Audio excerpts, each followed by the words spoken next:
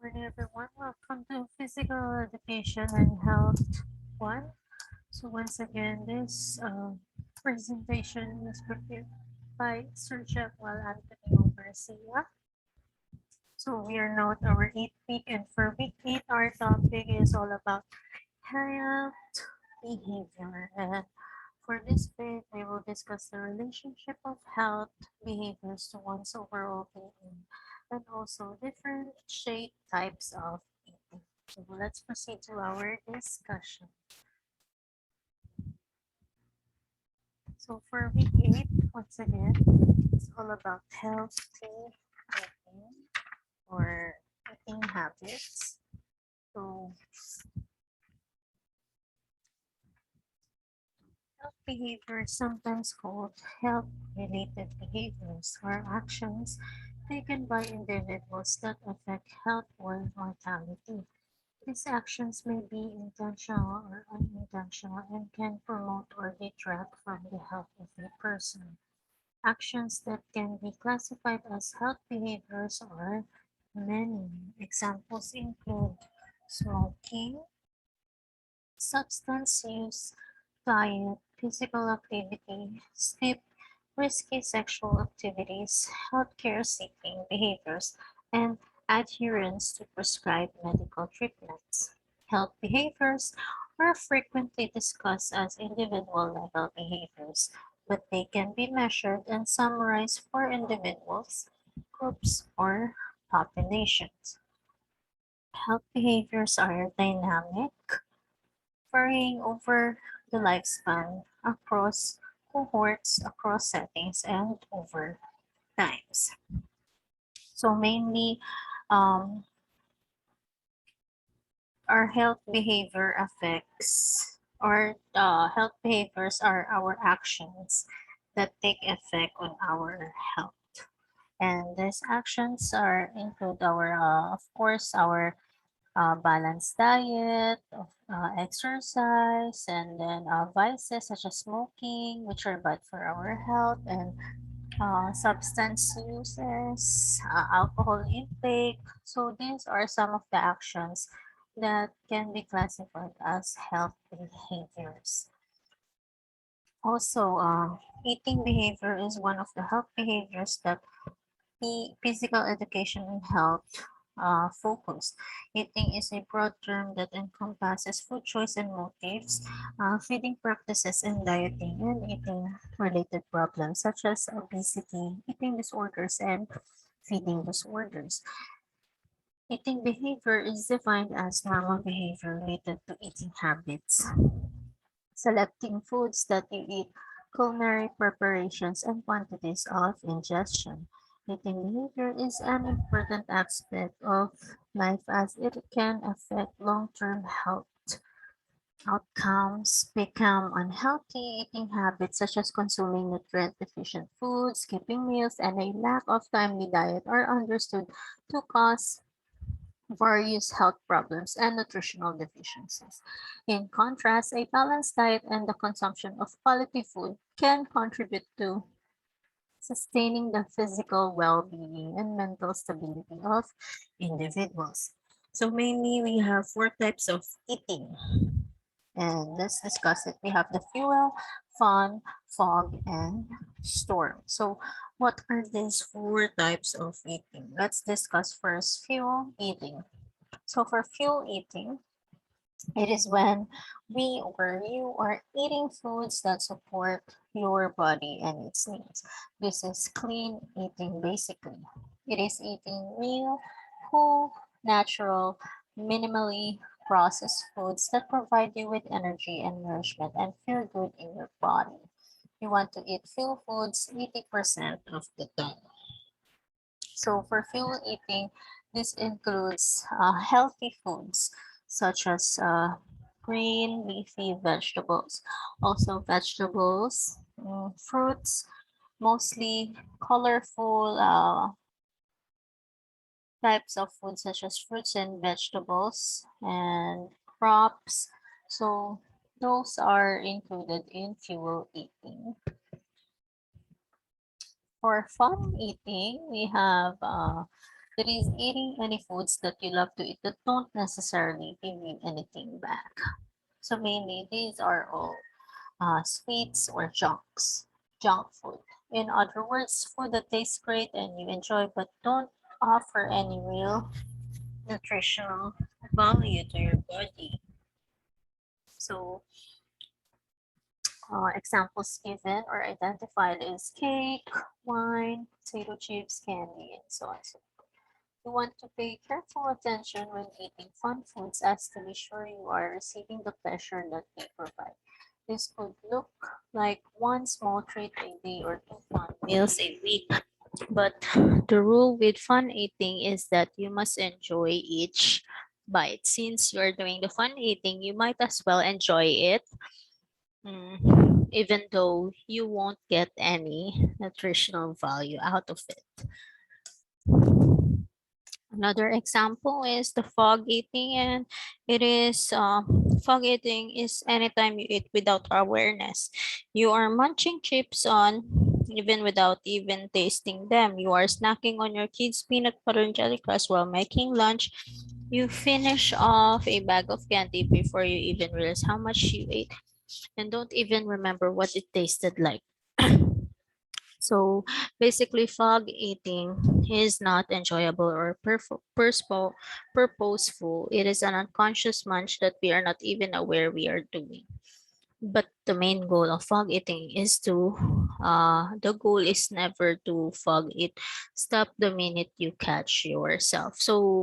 What, uh, so basically for fog eating, for example, you are preparing your Noche Buena for Christmas or Medianoche for New Year as well. So basically for this one, if you are assigned to prepare the chicken macaroni salad, so of course you have to taste it. So while tasting it, you are doing fog eating because you wanted to eat that, you are not aware that you are already eating a lot of it because um, of how it tastes. So this is fog eating. Another example of fog eating is that um, while you are watching a film in a movie, so of course you are focused on watching the film on a theater, so you don't even realize or you are not even aware that you already ate your food because you are so focused on watching the film itself. So this is fog eating. So another type is the storm eating. So mainly, storm eating is binge eating or eating out of control. So nanonood naman kayo ng mga YouTube videos or Facebook videos, right? And marami naman kayong nakikita ngayon na namumukbang. And mukbang is eating a lot while you are uh, in a live video or recording yourself, so you could upload the video. So storm eating is a binge eating or eating out of control. It is anytime eating and you can't stop yourself. You are aware that you are eating and you want to stop, but you feel like you can't stop or like you can't control yourself. So usually nangyayari to pag nasa mga unlimited fast foods or restaurants tayo, such as so let's mention some unlimited buffets, unlimited restaurants. We have Mang Inasal's unlimited rice, of course. So if you are eating a lot of rice, so that is binge eating. Also, um, if you are going or dining in a buffet, you are already involved in storm eating. Since because you have the mentality that you could eat anything that you wanted as long as you can finish it off. So that is storm eating. And for storm eating, it is usually followed by regret and shame as well. So, di ba, after kumain, parang masasabi mo, ay, nakakabusog, sana hindi na ako kumain ng marami. So usually for storm eating, you just wanted to binge a lot. So for storm eating, we have different categories, and uh, in this storm eating, we have emotional eating. So what is this emotional eating? Usually, it is using food to make yourself feel better. So oftentimes, if you feel upset or down, you wanted to eat. So it is an attempt to manage mood with food. It frequently leads to a serious eating disorder, and if left untreated, um, of course, it will become a habit. But emotional eating can be overcome through treatment as well. So we have some causes of emotional eating. We have deprivation. So for this one, starvation and self-imposed dieting appear to result in eating binges once food is available, and in psychological manifestations such as preoccupation with food and eating increase emotional responsiveness and dysphoria and distractibility. Also, another cause of emotional eating is stress. So we have here stress. So if we are stressed, it makes us hungry, not just our mind, but also our body. So cortisol triggers craving for salty, sweet, and fried foods, foods that give us a burst of energy and pleasure as well. The more uncontrolled stress we have in our life, the more likely you are to turn to food for emotional relief as well. Also, another cause of emotional eating is stuffing emotions. So, eating can be a way to temporarily silence or stuff down uncomfortable emotions, including anger, fear, sadness, anxiety, loneliness, resentment, and shame. While you're numbing yourself with food, you can avoid the difficult emotions you'd rather not feel. Another cause of emotional eating is boredom or feelings of emptiness. So, if you are bored, so you find yourself way to be busy. So what you want to do is just eat. Pero sabi nga nila, pag uh, pag naramdaman mong nagugutom ka at gusto mo ng mansanas, ibig sabihin gutom ka. Pero pag nararamdaman mong gutom ka at pero ayaw mo ng mansanas, ibig sabihin ikaw ay just bored. So you are having this feeling of boredom. So we also have another cause of emotional eating, which is childhood habits.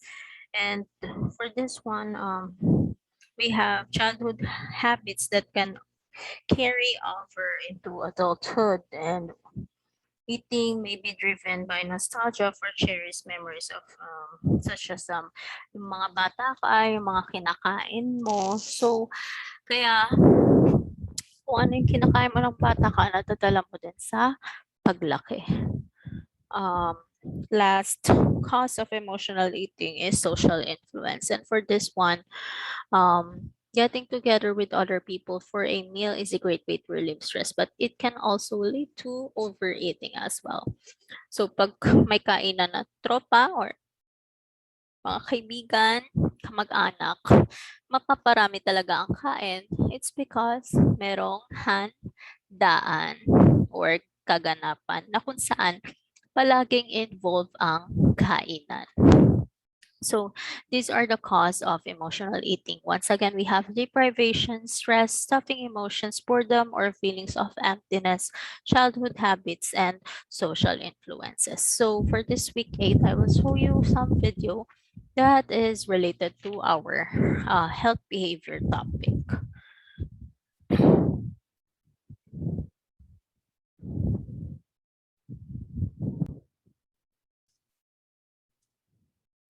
Time food was all I could think of. It took over my life. I was convinced I was fat, even though my family kept telling me I wasn't. I was hospitalized after I broke my leg. At that point, my anorexia was pretty severe, and I was in trouble. I entered a treatment program, and finally, I'm starting to get better. I felt empty and worthless.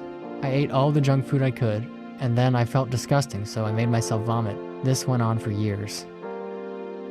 With the help of my parents, I was finally truthful to my doctor.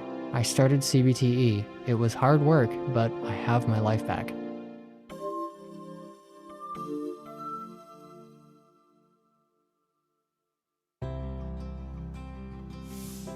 These are the voices of people who got treatment and found relief from the intense and distressing symptoms of their feeding and eating disorders. There are effective treatments for the 3 primary feeding and eating disorders, including medication. Binge eating disorder, or BED, is diagnosed when people eat large amounts of food in a short time. People with BED experience guilt about their eating and feel out of control. The most effective and best studied treatments for BED are enhanced cognitive behavioral therapy, or CBTE, and interpersonal therapy, or IPT. Both help people control their binge eating, maintain a healthy body weight, work on relationships, and manage their distress. Medications can also be helpful, especially if used in combination with CBTE or IPT. Vyvanse seems to help people change their behaviors. Because it is a stimulant, it can be addictive and have side effects, so it should be monitored by a physician. Other medications that can help include SSRI antidepressants and the anticonvulsant topiramate, which seems to help with binge eating and the thoughts that accompany it. People with bulimia nervosa binge eat, but they also compensate with purging, like intentional vomiting, using laxatives, or excessive exercise.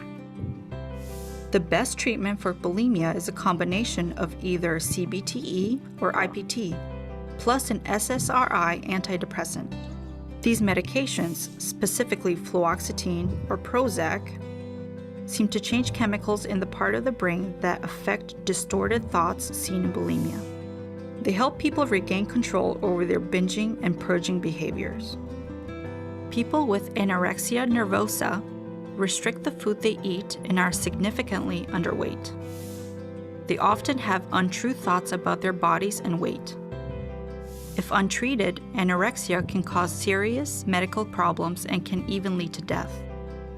Treatment for anorexia nervosa usually involves a team approach, including nutritional support and either CBTE or IPT. The team works toward helping people with anorexia gain weight safely while changing their distorted thinking about food and their bodies. Medication is not shown to effectively treat anorexia nervosa. Feeding and eating disorders affect people's relationships, sense of self, and hope for the future. They can cause significant medical problems and even lead to death. But with the proper treatment, including medical and nutritional support, CBTE or IPT, and medication for binge eating disorder and bulimia, they don't have to last forever. People can recover and find hope and health again, just the way they are. So this video explains the um, eating disorders that commonly people experience. So let's go back to our slide. So for this one, you must be aware that um, those eating behavior also affects our not just our physical well-being, but also our um, mental health as well. So if this health or eating behavior is not treated, it will lead to a eating disorder that could highly affect our health, not just physically but also mentally. So for week 8, we have discussed the relationship of health behaviors to one's overall well-being and differentiate types of eating as well. So we have here some references in your handouts or PDF files. So I will just show you the link for, or I will send the link for our week's topic. We have some articles and websites for this one. And we have two activities. We have activity 1 and activity 2. For activity 1, it is an essay type. We have 3 questions. So how can a person overcome emotional eating? What types of eating do you practice? How often? And what are the effects of eating to you emotionally and physically? For activity 2, make a food log or food journal. So fill in the table. We have your foods you eat or food you eat, where you eat, what did you feel after eating, and what did you feel after 2 hours. So just fill in the blanks for this table. So we have 2 activities. So once again, this is our topic for week